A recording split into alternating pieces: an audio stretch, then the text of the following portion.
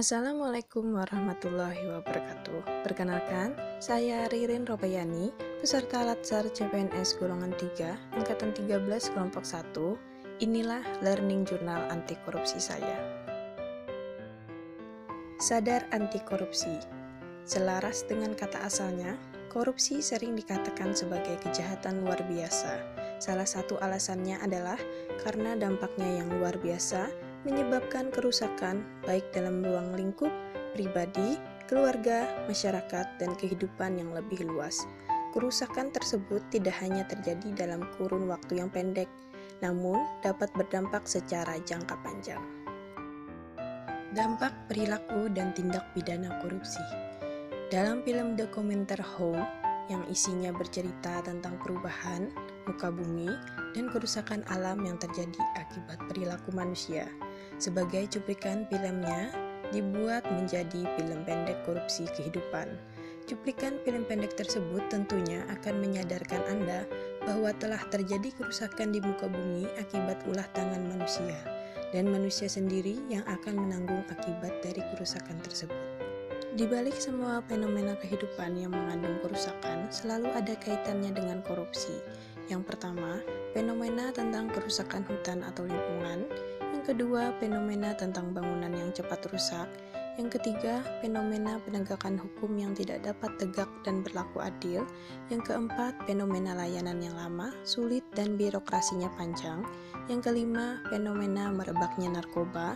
Dan yang keenam, fenomena negara dengan sumber daya alam yang melimpah, namun tidak dapat memberikan kesejahteraan bagi rakyatnya. Tindak pidana adalah suatu perbuatan yang diancam dengan pidana oleh undang-undang, bertentangan dengan hukum, dilakukan dengan kesalahan oleh seseorang yang mampu bertanggung jawab. Sedangkan korupsi itu adalah kerusakan atau kebobrokan atau perbuatan yang tidak baik, buruk, curang, dapat disuap, tidak bermoral, menyimpang dari kesucian, melanggar norma-norma agama, material, mental, dan umum. Berikut rumus korupsi dari Robert Klitgaard. K sama dengan D dikali M dikurang A. K di sini adalah korupsi, D-nya ada diskresi, M-nya adalah monopoli, dan A-nya adalah akuntabilitas. 7 jenis korupsi dari Syed Hussein Alatas. Yang pertama, korupsi transaktif, di mana korupsi yang menunjukkan adanya kesepakatan timbal balik antara pemberi dan penerima demi keuntungan bersama. Kedua pihak sama-sama aktif menjalankan perbuatan tersebut.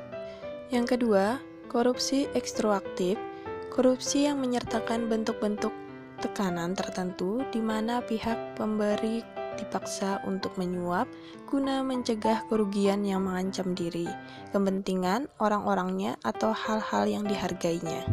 Korupsi investif, korupsi yang melibatkan suatu penawaran barang atau jasa tanpa adanya pertalian langsung dengan keuntungan bagi pemberi. Keuntungan diharapkan akan diperoleh di masa yang akan datang.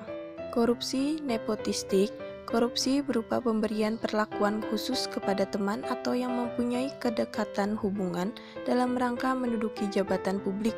Perlakuan pengutamaan dalam segala bentuk yang bertentangan dengan norma atau peraturan yang berlaku. Korupsi autogenik, korupsi yang dilakukan individu karena mempunyai kesempatan untuk mendapat keuntungan dari pengetahuan dan pemahamannya atas sesuatu yang hanya diketahui sendiri.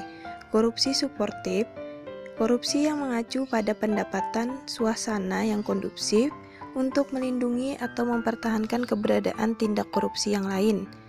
Korupsi defensif, korupsi yang terpaksa dilakukan dalam rangka mempertahankan diri dari pemerasan. Tindak pidana korupsi.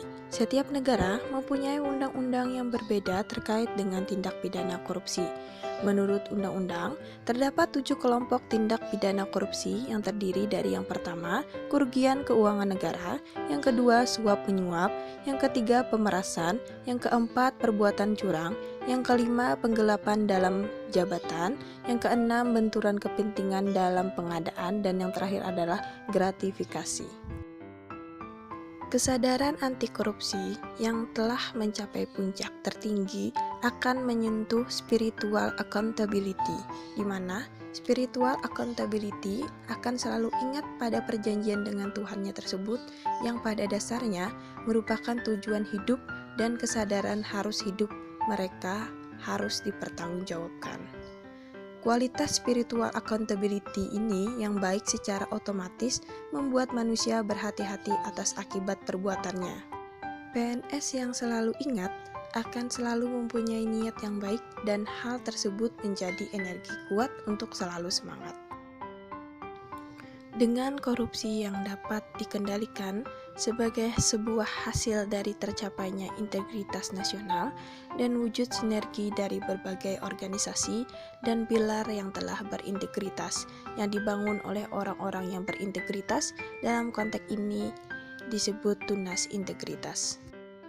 Penerapan nilai-nilai dasar anti korupsi. Yang pertama, nilai dasar jujur. Tindakannya adalah mengisi buku absensi sesuai dengan realita kehadiran. Yang kedua, membuat catatan tentang kemajuan hasil belajar siswa. Yang ketiga adalah jujur dalam memberikan informasi kepada orang tua siswa.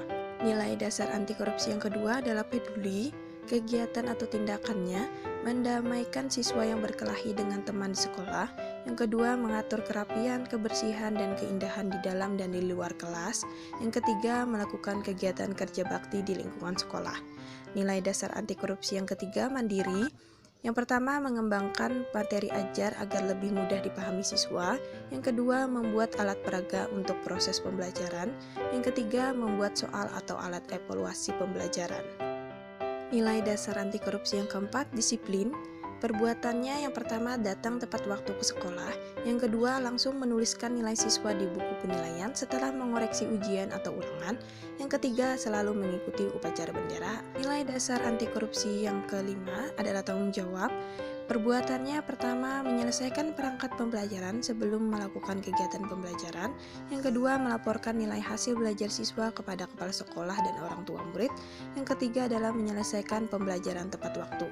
Nilai dasar anti korupsi yang keenam adalah kerja keras. Perbuatannya pertama menanamkan nilai-nilai karakter kepada siswa, yang kedua giat dalam kegiatan berorganisasi di dalam dan di luar lingkungan sekolah, yang ketiga adalah ikut dalam kegiatan seminar. Nilai dasar anti korupsi yang ketujuh, perbuatan pertama menunjukkan sikap sederhana melalui berbicara dan bersikap di hadapan kepala sekolah, teman sejawat, siswa, dan orang tua murid. Yang kedua, menggunakan fasilitas sekolah dengan hemat. Yang ketiga, memakai pakaian yang santun dan pantas. Nilai dasar anti korupsi yang kedelapan adalah berani. Perbuatannya adalah yang pertama, berani mengemukakan pendapat ketika ada rapat di sekolah dan KKG. Yang kedua, berani menyampaikan kesalahan teman sejawat dengan sikap santun. Yang ketiga adalah berani menolak gratifikasi. Nilai dasar anti korupsi yang terakhir adalah adil. Perbuatannya adalah yang pertama, memberikan nilai kepada siswa sesuai dengan kemampuannya.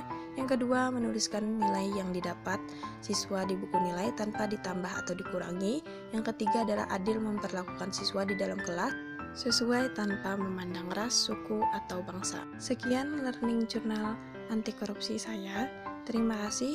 Wassalamualaikum warahmatullahi wabarakatuh.